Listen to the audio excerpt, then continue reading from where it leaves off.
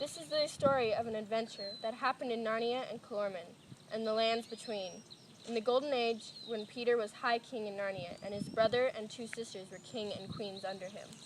In those days far south in Calormen, on a little creek of the sea, there lived a poor fisherman named Arshish, and with him there lived a boy who called him father. The boy's name was Shasta. On most days Arshish went out on his boat to fish in the morning, and in the afternoon he harnessed his donkey to a cart and loaded the cart with fish and went a mile or so southward to a village to sell it. If it had sold well, he would come home in a moderately good temper and say nothing to Shasta. But if it had sold badly, he would find fault with him and perhaps beat him.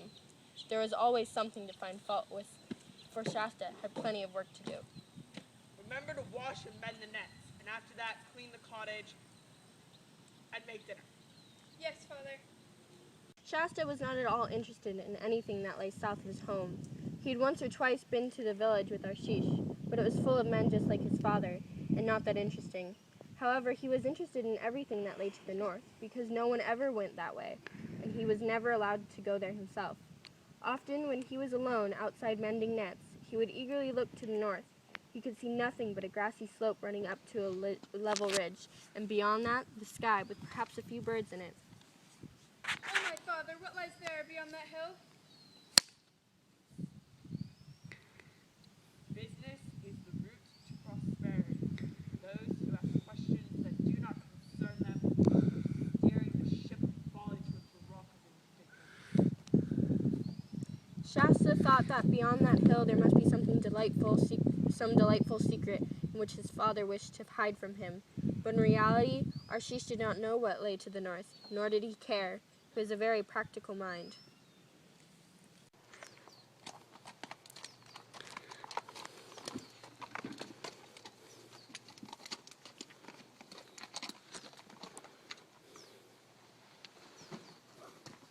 You shall let me stay tonight.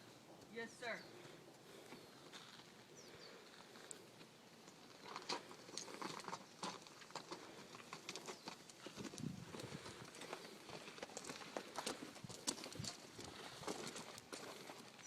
And now, my host, I have a mind to buy that boy of yours.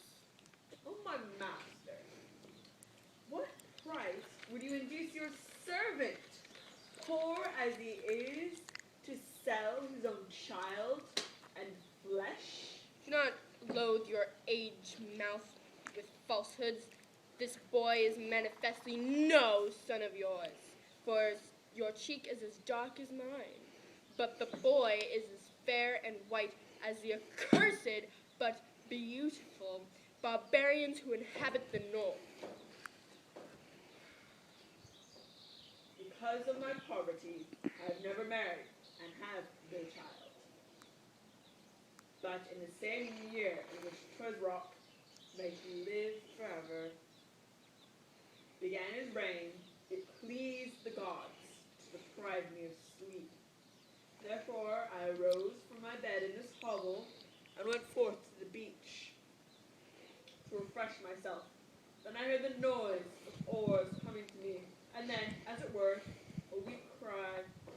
Shortly after, the tide brought to me a small boat with nothing but a man lean from extreme hunger and thirst. He seemed to have died only moments before, for he was still warm, and a child still living. Doubtless, I said, these unfortunate events have escaped from the wreck of a great ship, but by the admirable designs of the gods, the elder has starved himself to keep the child alive, and has perished at the sight of land.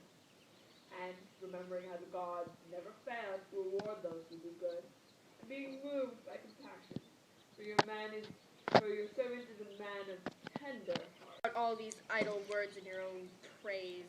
It is enough to know that you took the child and have 10 times the worth in daily bread out of him in labor, as anyone can see.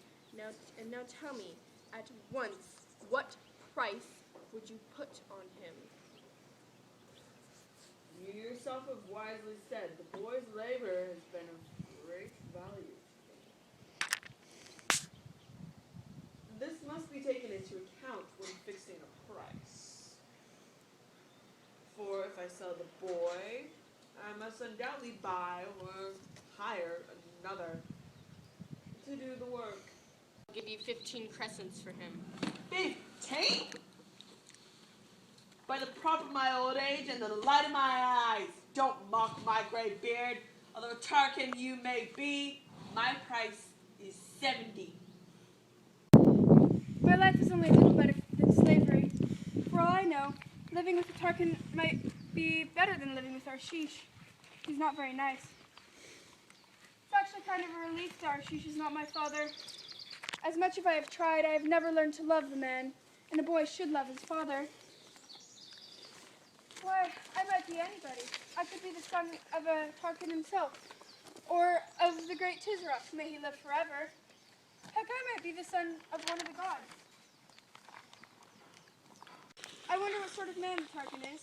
It would be splendid if he was kind. Some of the slaves in the great lord's house have next to nothing to do. They wear nice clothes and eat meat every day. It could be great living with him. He also might be a horrid, cruel man. He might send me off to work in the field in chains. I wish I knew. How could I know? I bet this horse knows. If only he could talk. But I can. However did you learn to talk? Hush, not so loud. Where I come from, nearly all the animals talk. Wherever would that be? Narnia, the happy land of Narnia, with heathery mountains and many rivers, the mossy caverns and deep forests ringing with the hammers of dwarves. Why didn't you tell them who you were? Because I'm not a fool. They would have made a show of me at fairs and guarded me more carefully. My chance to escape would have been gone. And why? Now look, we mustn't waste time on idle questions. You want to know about my master? Well, he is bad. Not to me, for a war horse costs too much to be treated badly. Well, then I better run away. Yes, but why not run away with me? Are you going to run away too? If you come with me, this is the chance for both of us. Without a rider, people will think I'm a stray horse and try to capture me. And you can't get very far with those silly human legs of yours. So if you ride me, you will get farther, and I shall not be questioned. But that is assuming you know how to ride. Oh yes, of course. I've ridden the donkey. The what? So in other words, you can't ride. That's a drawback. I guess I will teach you as we go.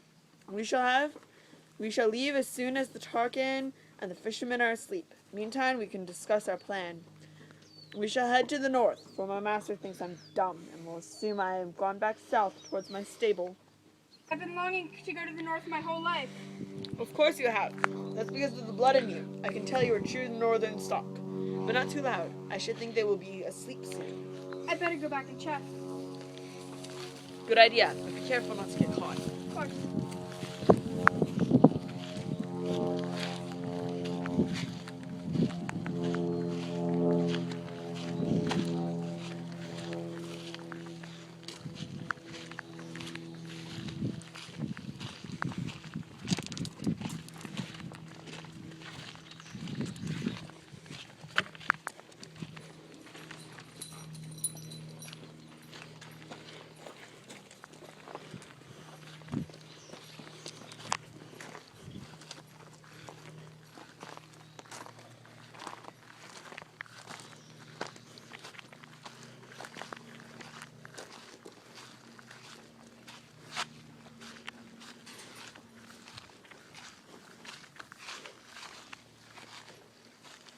There you are. I was beginning to wonder what had happened to you.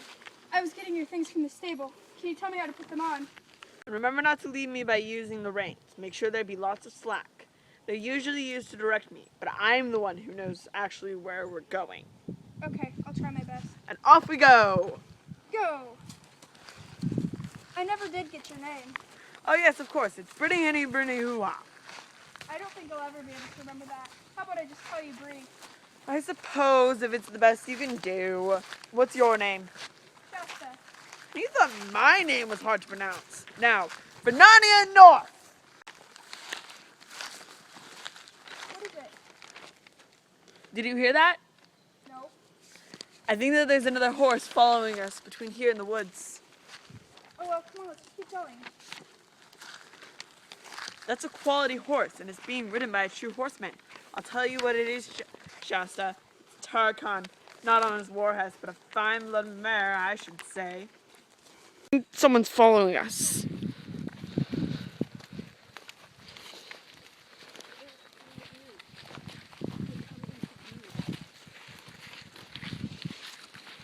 Oh, I am so tired.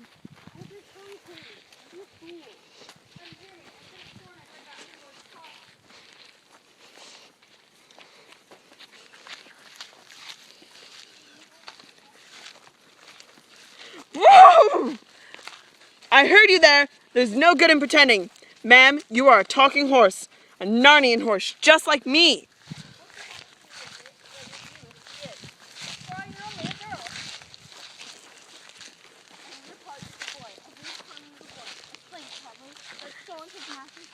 That's all that you know. He's not a thief, little Tarkina. At least, if there's been any stealing, you might as well say I stole him. Look at what you've gotten us into, Quinn. You had only held your tongue. I don't know about trouble. You can clear off anytime you like. We shan't keep you. No, you shan't. What quarrelsome creatures these humans are. They're as bad as mules. Let's try to talk a little sense. I take it, ma'am, your story is the same as mine. Captured at youth, years a slave among the Calormans, Too true, sir. and now perhaps escape? Tell him to mind his own business, Quinn. No, this is just as much my escape as yours, Aravis, and I'm sure a noble war horse like this is not going to betray us. We are trying to escape to get to Narnia. In that case, why not all ride together? I trust, Madam Wynne, you will accept such assistance and protection as I may be able to give you on your journey. Why do you keep talking to my horse instead of me? Excuse me, Tarkina, but that's Calorman talk. We're free Narnians, Wynne and I. And suppose if you're running off to Narnia, you want to be one too. In that case, Wynne is not your horse anymore. One might as well say you're her human. Still, aren't we more likely to be noticed together? Less now, I think. Less. Now, I think it's time we eat and then settle down for the night.